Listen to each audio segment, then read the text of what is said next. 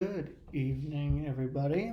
Um, I wanted to talk tonight about ideas on how to navigate the next. I was about to say the next 4 years because we just had Donald Trump become president, but I don't really think that this is about just him. I think that this is definitely his administration has triggered my thinking about this topic. But I do think what I'm about to say is going to be relevant for all of the administrations we see in America for the next for probably from the next several decades. Now, I do think that anyone who tries to predict the future or especially someone who tries to say what they think the morality or the ethic should be going forwards is probably, you know, just I don't know how good an analogy here, but they're taking they're making a lot of assumptions of what the future is going to look like.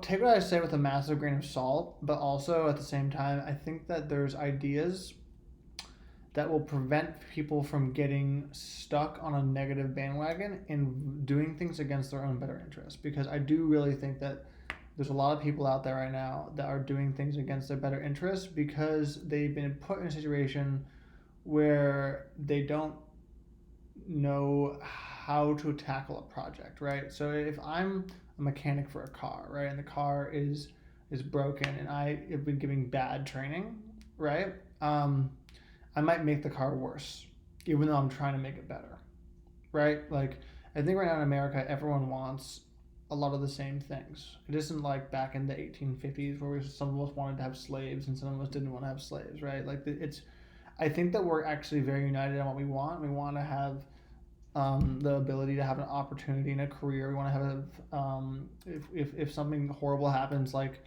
I get in a car accident, I don't want to be destitute on the streets. I don't want to have my institutions and my government lying to me and making the world harder to live in, and making things more confusing and foggier. I think that we all want that, but there are good reasons for some people in charge to want the opposite. There's a lot of people who don't want to, who would rather people live destitute on the streets than to have their states take action and spend money on to preventing that. There's a lot of people who would rather there be a lot of fog on information right now. There's a lot of people who would like there to be more chaos because it lets them hit their goals more. So I wrote down 10 ideas.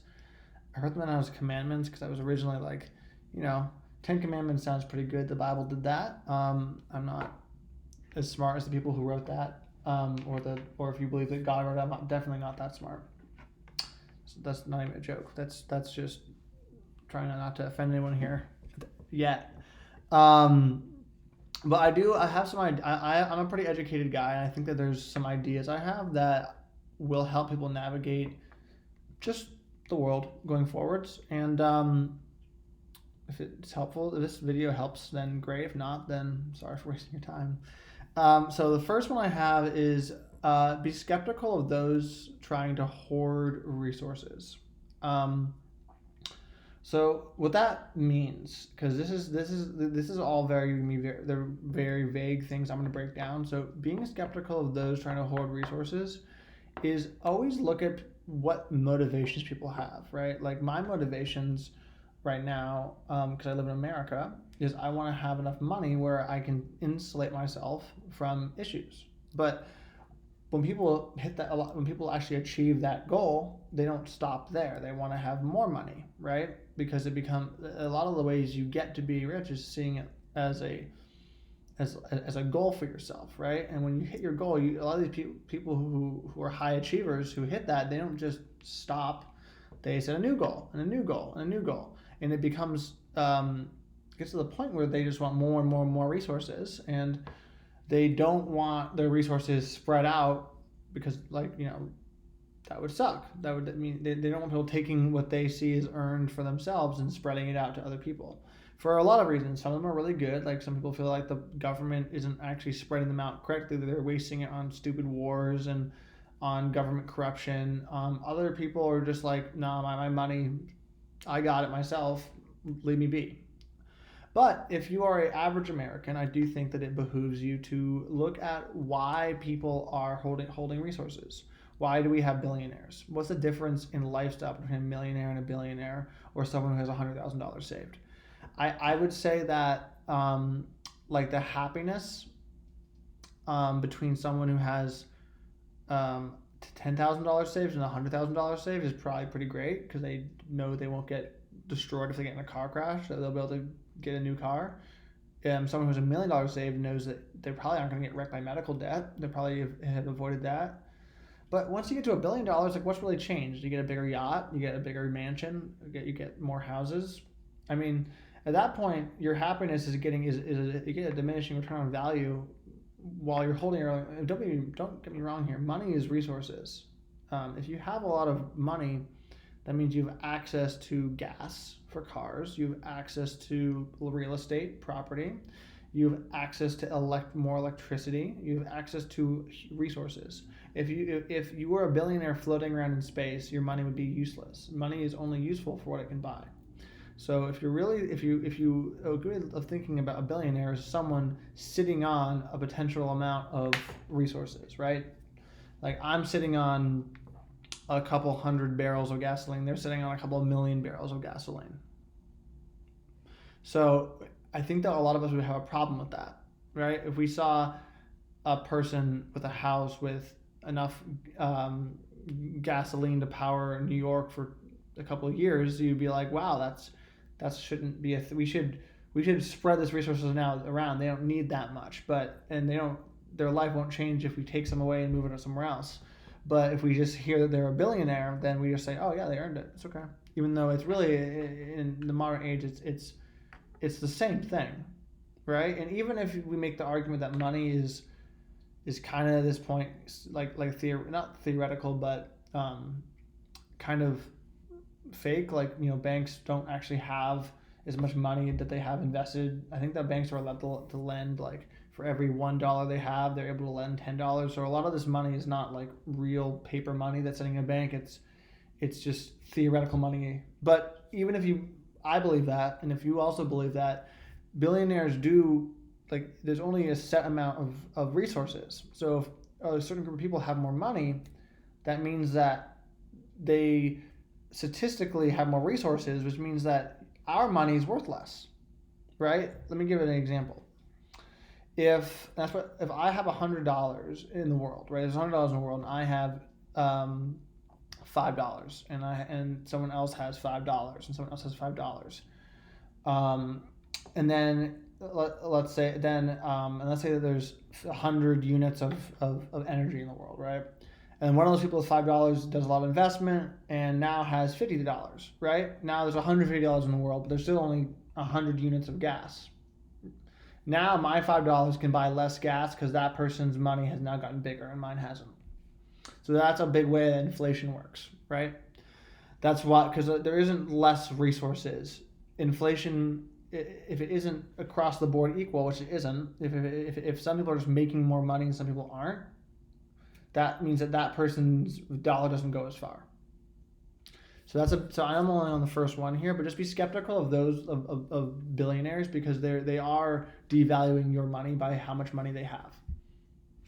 This is just the reality. All right, 2, create and support institutions that don't have profit incentives. So this is, like, really hard. But right now, it's very, very easy to get your news or get your schooling or get a book that was marketed to you as a tool to get your money, right? And I'm not an anti-capitalist by any means. But I do think that institutions that have money in them, like especially the government, are going to be open to corruption, right? Because humans are biological organisms that take resources to survive, right? That's how we've been doing it since the original cell, right? The original cell ate something. And we don't want that mentality to be in our government, because what happens is the goal of the institution becomes making money as opposed to serving the people. if the institution is barred from resources and given a set amount, then it's going to no longer have an incentive of money, which is the biggest incentive. Like, just let all this go away. There's no bigger incentive than financial incentive. So if a governor, for example, is only allowed to make X amount of money, no matter what they do, and if you take a donation that's more than X amount, or get a gift that's like you can also be given resources directly, like someone can give you a new car or a new house, that should be illegal. You should not, or you should, as commandment number 2 says, do not support an institution that is being bought.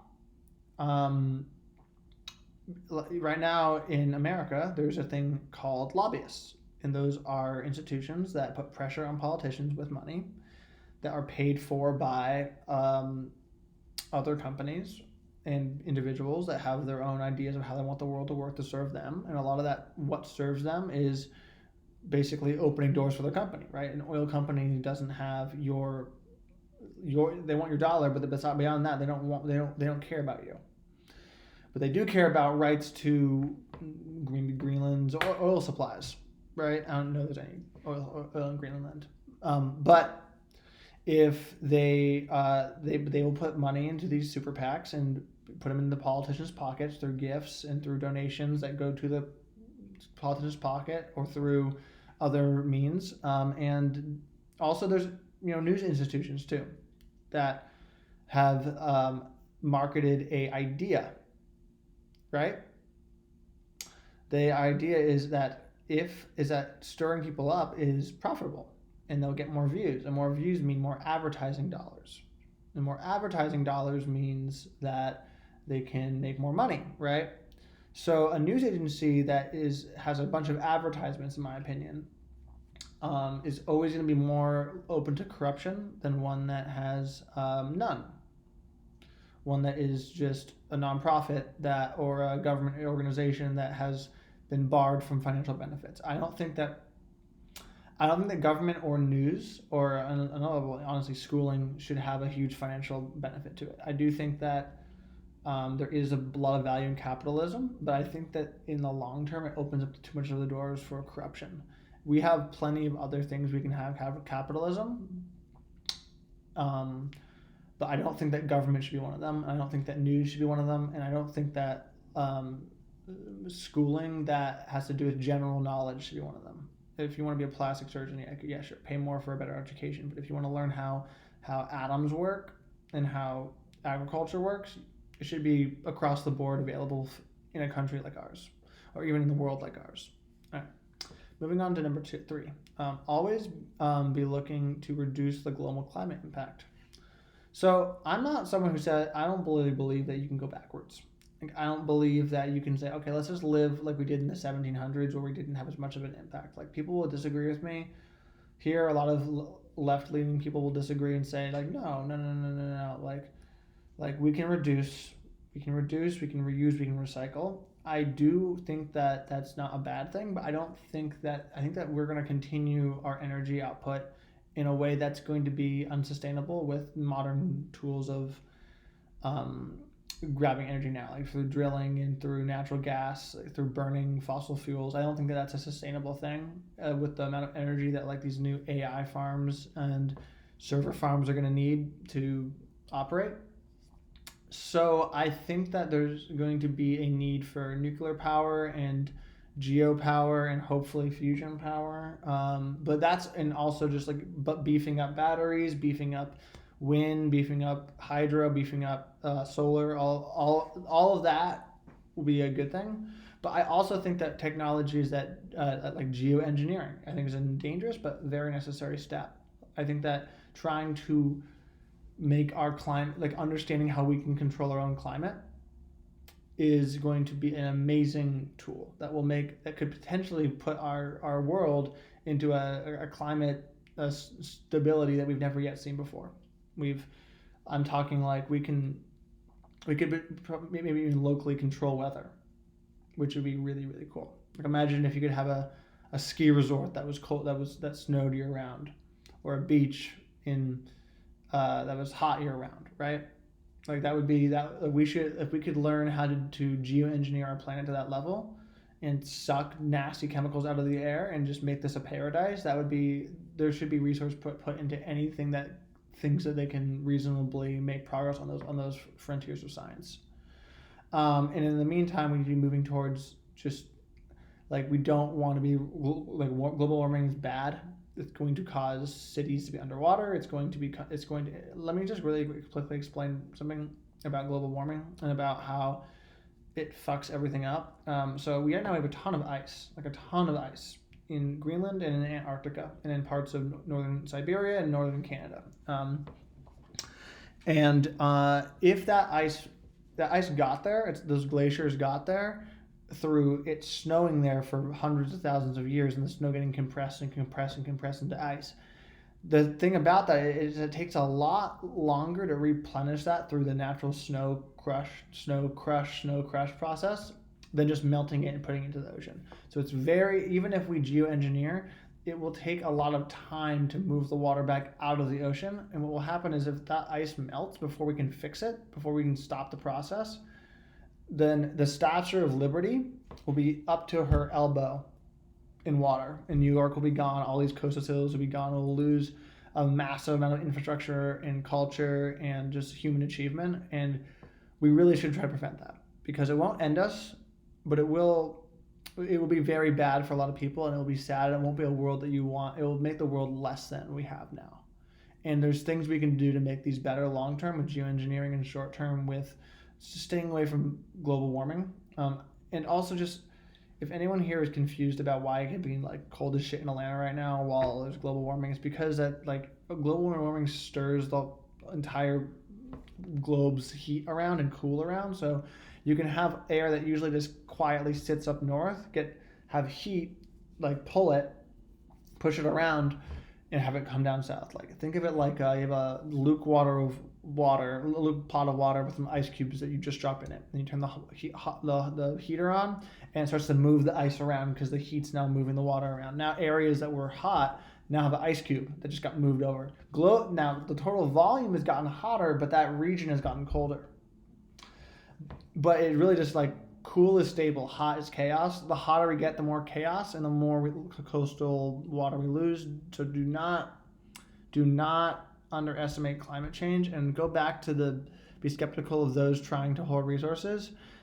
That's part of it. Slowing down innovation, or not even individuals that are locked into like fossil fuels are hoarding their resources at the expense of the climate. And they could switch to other things, but it's easier for them not to, and humans will always take the path of least resistance. These people could still be rich. They still could have their golden goose if they switch to green energy, but they don't want to because it's harder than to lobby the government to allow us to drill. So we should just gently, or not so gently, push them into green energy, and that will be a good thing for everybody. Number 4.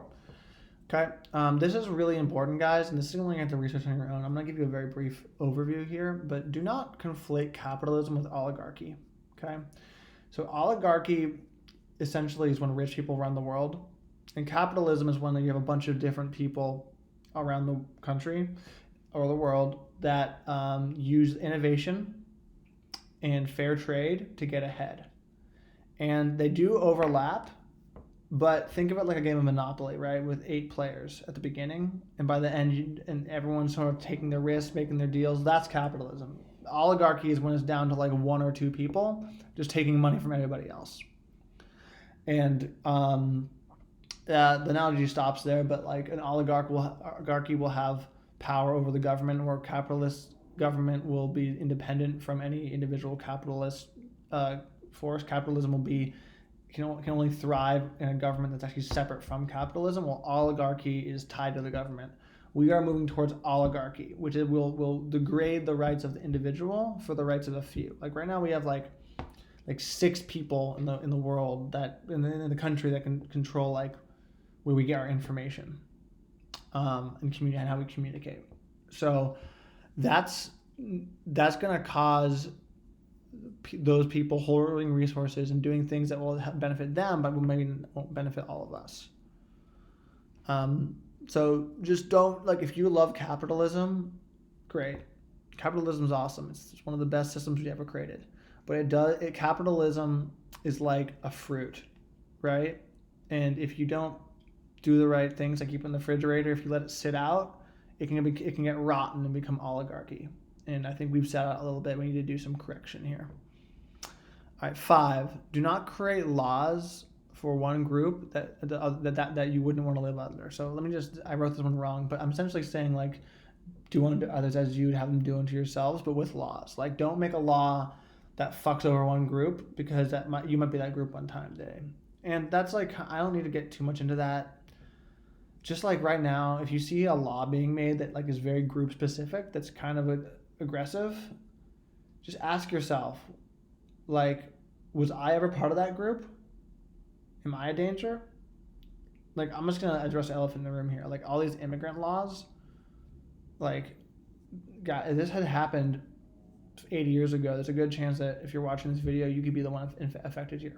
A lot of you guys, a lot of me included, when we ran from Germany, we didn't do it legally.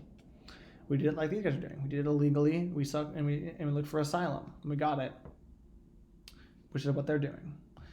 And just to be totally honest, this is going to get worse. This is a climate. These people are climate refugees. A lot of them. These areas down south, they're bad. Like, you think it's hot in Texas during the summer? Think about how hot it is in El Salvador.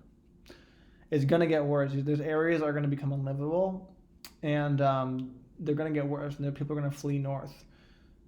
I can't see it going any other way, and it's going to get worse until everyone down there has either adapted or died or moved up here. And all 3 of those options are still going to involve a lot of illegal border crossings. But just remember, like, we're just here because we got here first. And I don't subscribe to the idea that because we were born here we can't go here, because we were born here we can't go here.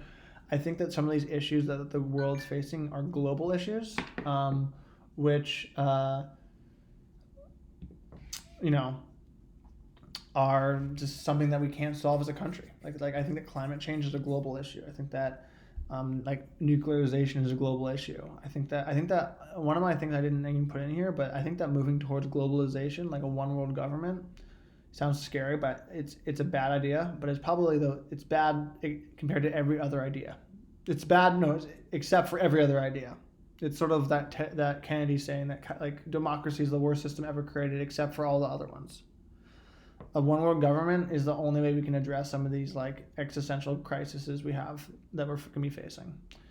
Because like, if we stop polluting, or if we stop AI, if we stop gene therapy, but another government's doing it, then we're just going to fall behind. So we have to do it. So it creates an arms race. The only way to stop an arms race is to be one government with one set of rules, which is unfortunate because there's basically a couple of factions in this world now that are fighting each other, which is better than it used to be. It used to be a bunch of different factions, but these 2 factions aren't going to go out without destroying each other, I think. So we have to, it's going to have to be nice.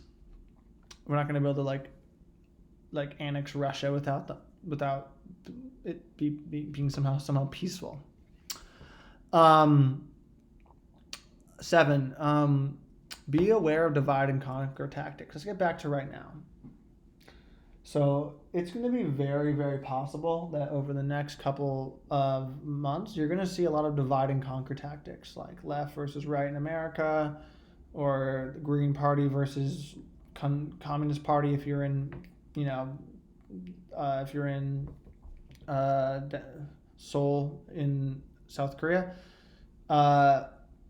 Just be aware that, like, divide and conquer tactics are designed to divide and conquer you. Like, if you're being told to hate a group of people, especially when you know people in that group that aren't that bad, just stop. Like, it's to benefit those trying to hoard resources. It's not for your benefit. Like, don't become the people that mostly fought in the Civil War weren't even slave holders. They were They were people who, like, worked in the South but didn't own slaves. They were convinced to fight a war that didn't benefit them. And maybe you could argue that in some ways it did, but in general, the people that had the most to lose just got people that had less to lose to fight for them. And eventually we need to wise up to this tactic and not fall for it, because no one deserves our life's blood for their resources. It's not right. 8, embrace technological frontiers, space, life expansion, cognitive ability. So this is where you should feel hope. If you see anyone pushing for expansion of our science, support that. Support that. Unless what they're trying to create is incredibly destructive, support it. I don't think you can go backwards. I really don't. I don't think that you can say, let's just not do AI. Let's just not do space. Let's just not do geoengineering. Let's just not do life expansion. Let's just not do cognitive abilities, because someone else will do it. The knowledge, the foundation for these breakthroughs are already of public knowledge. They're going to be done, and we need to make it happen. And if we don't make it happen, then someone else will. So embrace these technologies so that we can make the rules about them. And I would like to see a world with AI that everyone benefits from. Now, this is a really sad thing, is that right now these technologies are in the hands of people that won't share the fruits of their labor, right? They're not like, we're not going to get the full AI capabilities, but Google will, right? We're not going to get the full, if life expansion comes out, that's not going to go to us, right? If geoengineering comes out, it probably will go to us because it'll be the whole world. But if we get cognitive abilities as well, that's not going to be us. It's going to be people who can afford it. Maybe me. I'm trying to be in that group, but I don't know. All right, number 9. Democracy can only work with a well-educated civilian population. There's a way of thinking that keeps you open-minded without being naive. And that's the key. And there's processes of doing research. There's processes of looking for the truth. There's a process of putting your own biases aside, which is very hard to teach. And it's something that I think I have learned better than most, but I don't think I've learned well enough to teach other people, which is sad. But I do think that people need to understand that democracy is reliant on an educated population that understands history, politics, science, issues. Like, if you believe that the Earth is flat, or even something less extreme, like vaccines cause autism, something like that, you'll create a world that isn't based off of science, and science is the foundation of the modern world. It's almost like creating a world that doesn't believe in with wood, right? In a world that's on fire, right? You can't do that. You have to, if it's like you make a concrete foundation because you know that the world's gonna burn you if you don't have a solid foundation, and then the people on the second floor decide to make it out of wood because they don't believe in fire, because they're just a little bit above it now. It's gonna burn. You're gonna get burnt down. And I think that people that don't believe in established science, they don't work in democracy, because you're going to have weird, wacky results in your elections that aren't going to reflect what the people's best interests. Because you don't understand the issues well enough to speak on them. And that's also by design. Like people wouldn't be able to hoard resources if everyone had a top tier education. There would be steps taken and policies created and understanding from both sides that consequences would happen. But right now, divide and conquer has everyone fighting each other and not fighting the people hoarding resources. And then here's the last thing I'll say. This is number 10. Those with the most power must be held to the highest standards and punished the most drastically for corruption. So if you see people, and billionaires, government officials, they need to be the perfect example. And if they're not, don't make excuses for them. Don't make an excuse that you wouldn't make for yourself, right? And when they do wrong, they need to be punished. Government is a privilege. To represent other humans is a privilege.